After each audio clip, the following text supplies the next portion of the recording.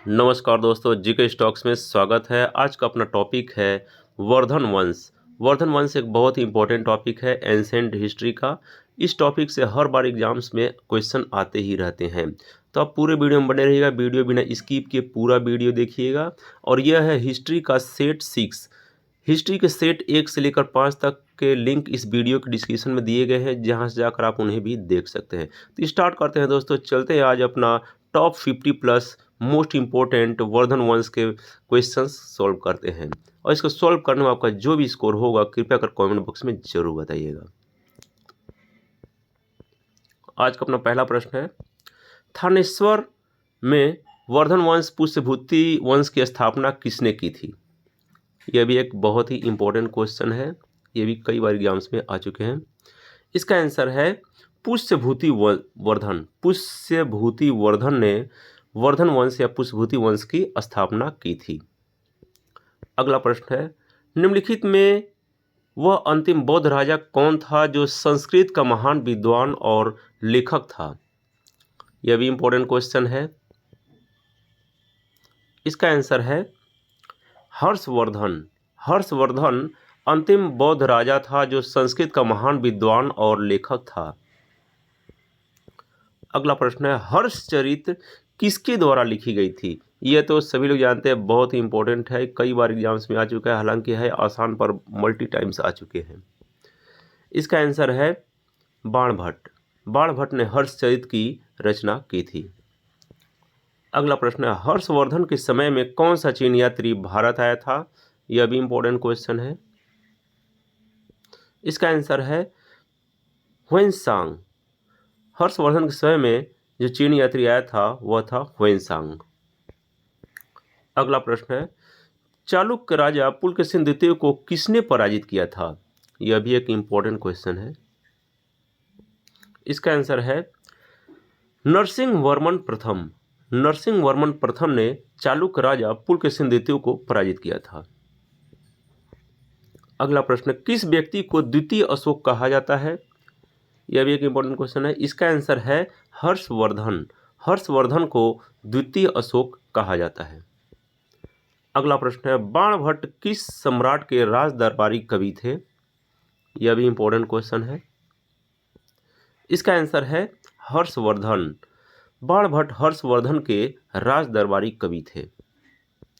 अगला प्रश्न है, हर्ष एवं पुलकेशिन द्वितीय के मध्य हुए संघर्ष की जानकारी कहाँ से मिलती है? यह बहुत ही इंपॉर्टेंट क्वेश्चन दोस्तों, यूनिक क्वेश्चन है। इसका आंसर है ऐहोल अभिलेख। ऐहोल अभिलेख से हर्ष एवं पुलकेशिन द्वितीय के मध्य हुए संघर्ष की जानकारी मिलती है। अगला प्रश्न है, प्रतापशील हूण हरिण केसरी महाराजा धीराज नामक उपाधियां निम्न में से किसकी थीं? यह एक बहुत ही इंपॉर्टेंट क्वेश्चन है। इसका आंसर है प्रभाकर वर्धन। प्रभाकर वर्धन प्रतापशील हूण हरिण केसरी महाराजा धीराज नामक उपाधियां धारण की थी। सम्राट हर्ष ने अपनी राजधानी थानेश्वर से कहां स्थानांतरित की थी? यह भी वेरी वेरी इंपॉर्टेंट क्वेश्चन है। इसका आंसर है कन्नौज।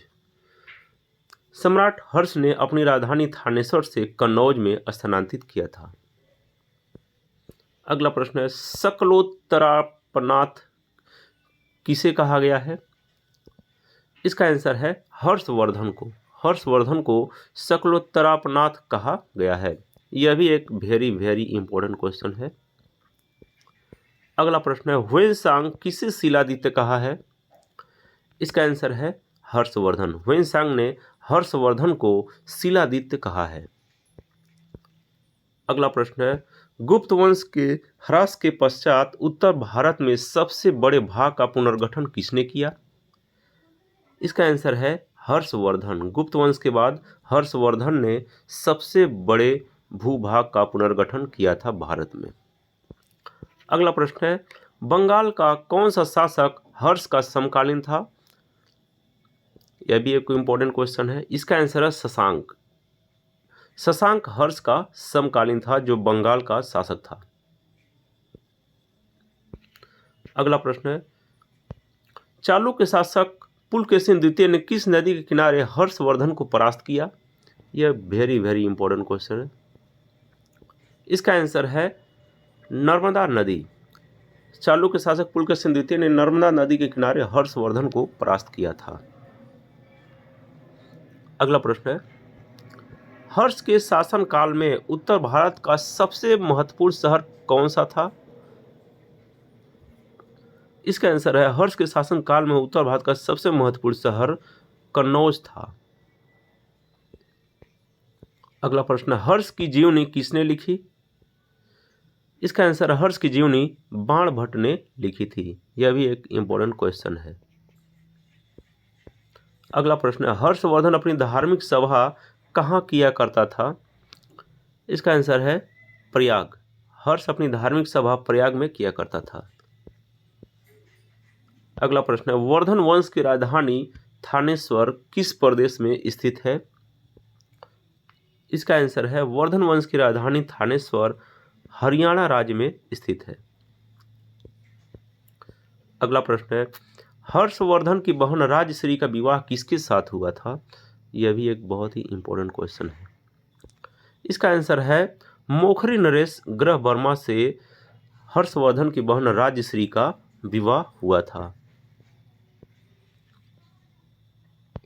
अगला प्रश्न है, हर्षवर्धन के अग्रज राज्यवर्धन द्वितीय की हत्या किसने की थी? इसका आंसर है गौड़ नरेश शशांक ने हर्षवर्धन के अग्रज राज्यवर्धन द्वितीय की हत्या की थी। अगला प्रश्न है, हर्ष ने 606 ईस्वी में हर्ष संवत की स्थापना किस उपलक्ष्य में की थी? इसका आंसर है अपने राज्यारोहण के उपलक्ष्य में हर्ष ने 606 ईस्वी में हर्ष संवत की स्थापना की थी। यह भी एक बहुत ही इंपॉर्टेंट क्वेश्चन है। अगला प्रश्न है, कौन वर्धन वंश की राजधानी थानेश्वर से कन्नौज ले गया? यह बहुत ही इंपॉर्टेंट क्वेश्चन है, कई बार एग्जाम्स में आ चुका है। इसका आंसर है हर्षवर्धन। हर्षवर्धन ने थानेश्वर से कन्नौज लेके गया था अपनी राजधानी। अगला प्रश्न है, कन्नौज किस प्रदेश में स्थित है? इसका आंसर कन्नौज उत्तर प्रदेश में स्थित है। अगला प्रश्न है, ह्वेनसांग की भारत में यात्रा के समय सूती कपड़ों के उत्पादन में सबसे प्रसिद्ध नगर कौन सा था? इसका आंसर है मथुरा। ह्वेनसांग की भारत यात्रा के समय सूती कपड़ों के उत्पादन का सबसे प्रसिद्ध नगर मथुरा था। अगला प्रश्न, कवि बाणभट्ट निवासी था? इसका आंसर है कवि बाणभट्ट थानेश्वर का निवासी था। अगला प्रश्न है, नागानंद का रचनाकार कौन था? इसका आंसर है नागानंद का रचनाकार हर्षवर्धन था। अगला प्रश्न है, सम्राट हर्षवर्धन ने 2 महान धार्मिक सम्मेलनों का आयोजन किया था, कहां पर किया था? इसका आंसर है सम्राट हर्षवर्धन ने 2 महान धार्मिक सम्मेलन का आयोजन कन्नौज व प्रयाग में किया था। अगला प्रश्न है, नागानंद रत्नावली प्रियदर्शिका नाटकों के नाटककार कौन थे? यह एक बहुत ही इंपॉर्टेंट क्वेश्चन है सभी एग्जाम्स के लिए।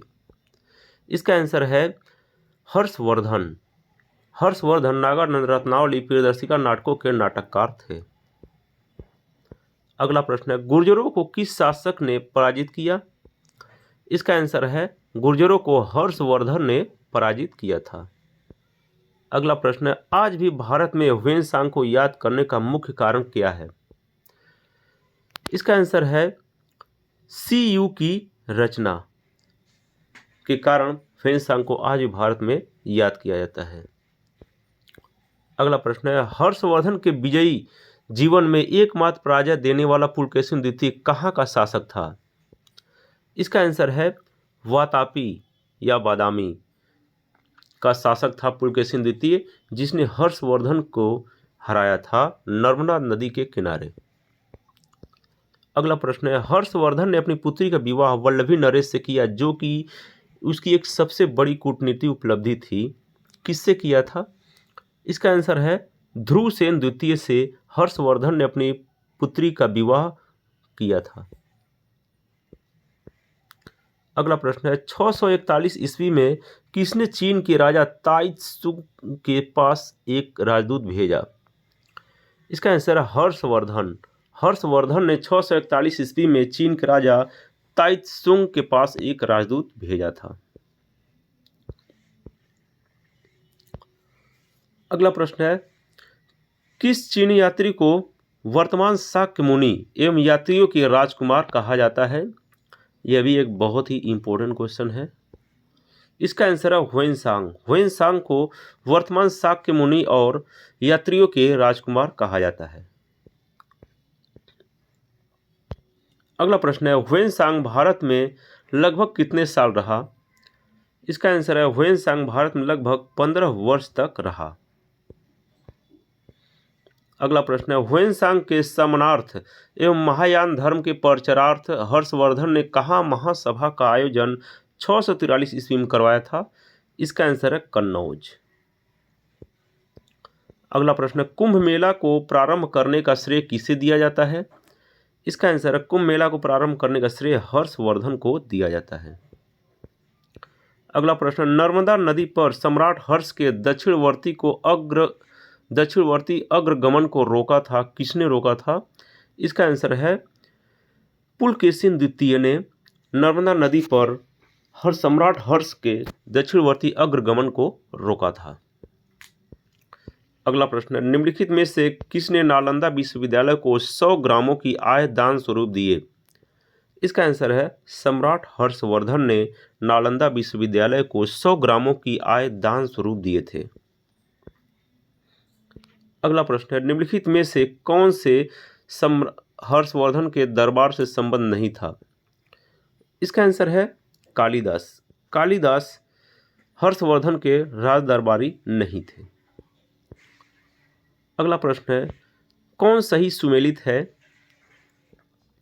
इसका आंसर है उपर्युक्त सभी, क्योंकि अवंती का सुमेलित हर्षवर्धन का प्रधानमंत्री है, सिंहनाद का महासेनापति के साथ है, कुंतल का सेनापति अश्व सेनापति, इसलिए इसका उपर्युक्त सभी जो है आंसर सही होगा।